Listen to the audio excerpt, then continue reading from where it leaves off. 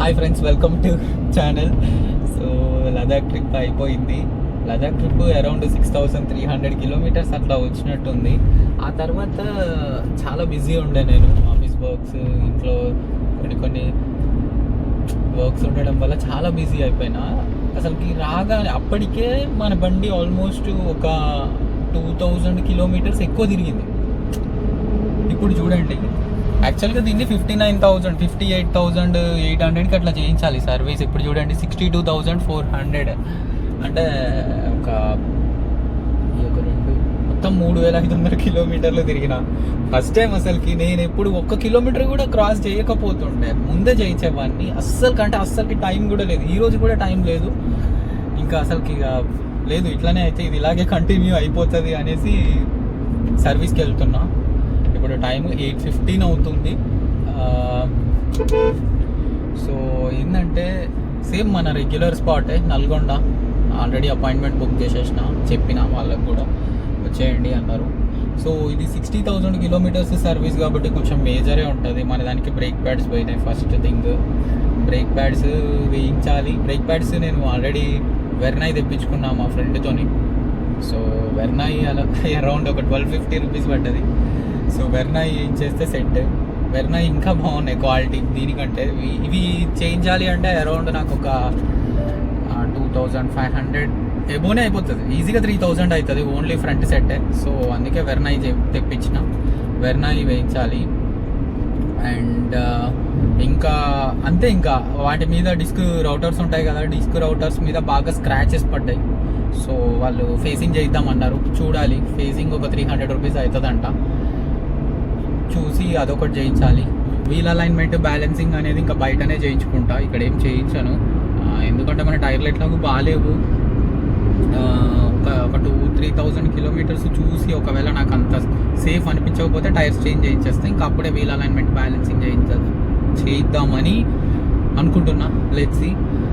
అంతే, ఇంకా బండిలో పెద్దగా ప్రాబ్లమ్స్ ఏం లేవు. I'm still getting good power. 3,000 kilometres మనం సర్వీస్ డ్యూ ఉన్నా కానీ, ఎక్సీడ్ అయినా కానీ మంచిగానే వెళ్తుంది. అంటే నేను పెద్దగా ర్యాష్ డ్రైవ్ చేయను. ఫస్ట్ డ్రైవ్ చాలా వైబ్ అయ్యి డ్రైవ్ చేస్తాను నేను. ఫస్ట్ థింగ్, నేను 50లో పోయినా కానీ ఫుల్ వైబ్ తోటి డ్రైవ్ చేస్తా. అదొకటి అడ్వాంటేజ్ అనమాట.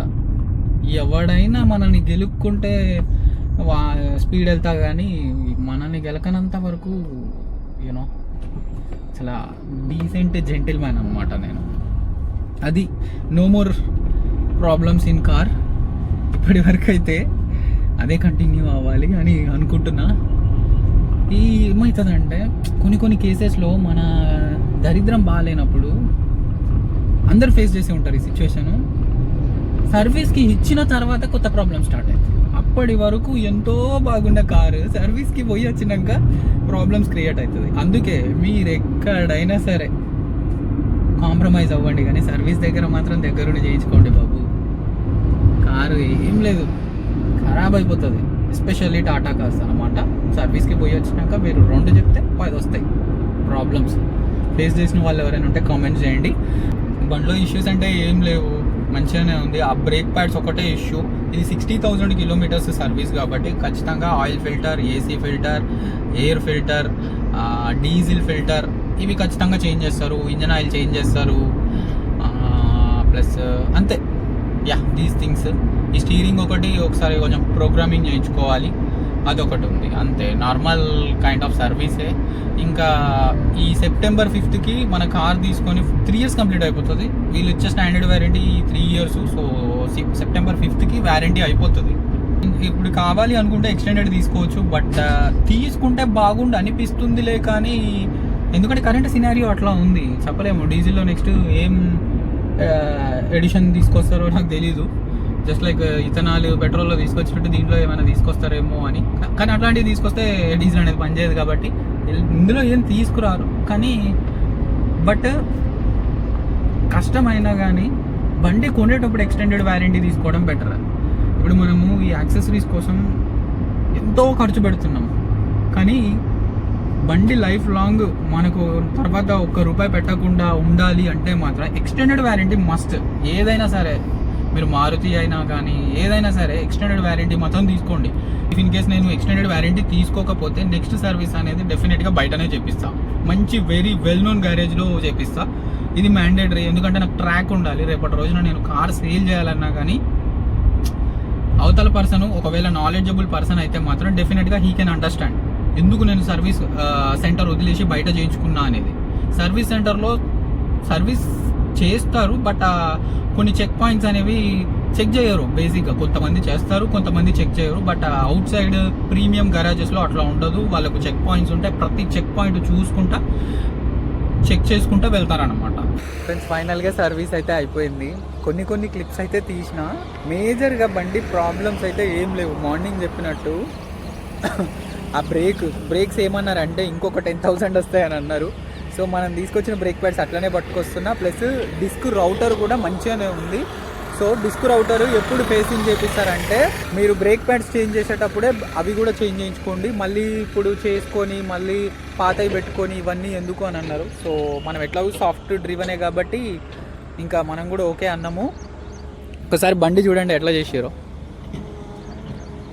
ఒకసారి పాపం మొత్తం క్లీన్ చేసిర్రు, తర్వాత టెస్ట్ రైడ్కి వెళ్ళిర్రు. ఆ తర్వాత మళ్ళీ బురద అయింది, మళ్ళీ వచ్చి మళ్ళీ క్లీన్ చేసి మళ్ళీ చూడండి ఎంత నీట్గా చేసిర్రు.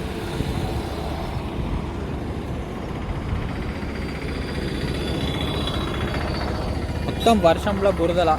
ఇంకా ఫైనల్గా అసలుకి బండి పని ఏమేం జరిగిందంటే మనం 60,000 కిలోమీటర్ల సర్వీసు కరెక్ట్గా మన బండి 62,500 తిరిగింది.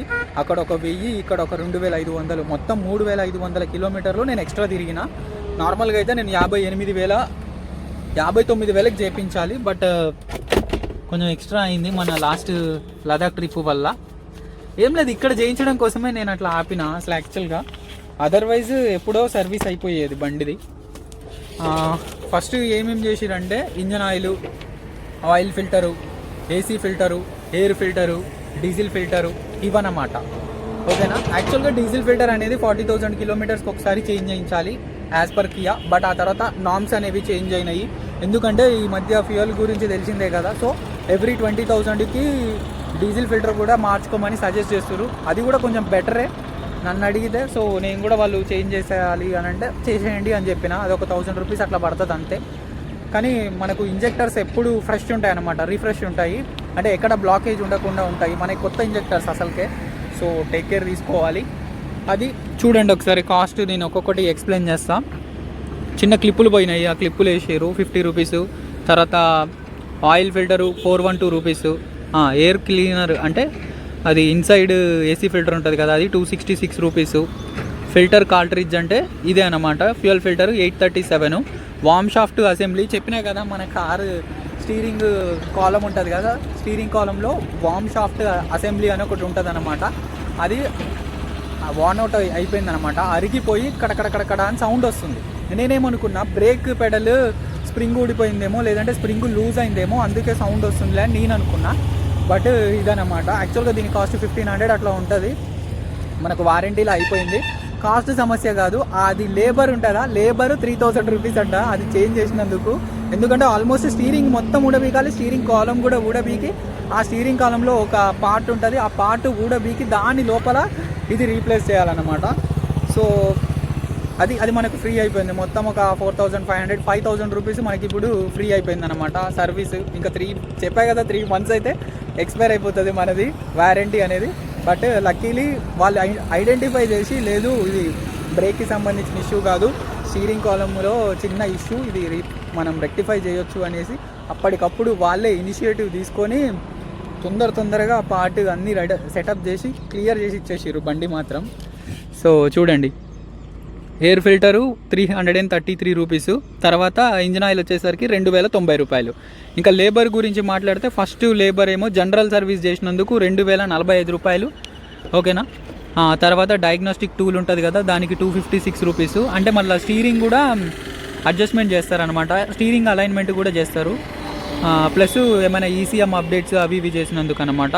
ఫ్రంట్ బ్రేక్ క్యాలిపర్స్ ఉంటాయి కదా, ఆ ఫ్రంట్ బ్రేక్ క్యాలిపర్స్ మంచిగా నీట్గా క్లీన్ చేసి, గ్రీజింగ్ చేసి, రబ్బింగ్ చేసి పెట్టిర్రు. అవి 576. అలాగే ఈ వామ్ షాఫ్ట్ అసెంబ్లీ రీప్లేస్మెంట్ మనకు ఫ్రీ అయిపోయింది అనమాట. అందుకే 00. టోటల్గా 8,105 రూపాయలు అయింది. వీటిలో వీల్ అలైన్మెంట్, బ్యాలెన్సింగ్ అనేది నేను చెప్పినా కదా, మనం టైర్స్ చేంజ్ చేస్తే చేంజ్ చేయించవచ్చు. చేంజ్ చేయించకపోతే మాత్రం ఖచ్చితంగా మనము వీల్ అలైన్మెంట్, బ్యాలెన్సింగ్ అనేది బయట చేయించుకోవాల్సిందే. సో అది 60,000 కిలోమీటర్లు తిరిగినాక కూడా మా బుజ్జిది జస్ట్ 8,000. ఇంకొక 1,000 రూపాయలు వేసుకోండి వీల్ అలైన్మెంట్, బ్యాలెన్సింగ్. 1,000 రూపాయలు వేసుకున్నా కానీ 9,000, 10,000. ఇంత పెద్ద size of vehicle, that diesel vehicle 10,000 అంటే పెద్ద కాస్ట్ కూడా కాదు.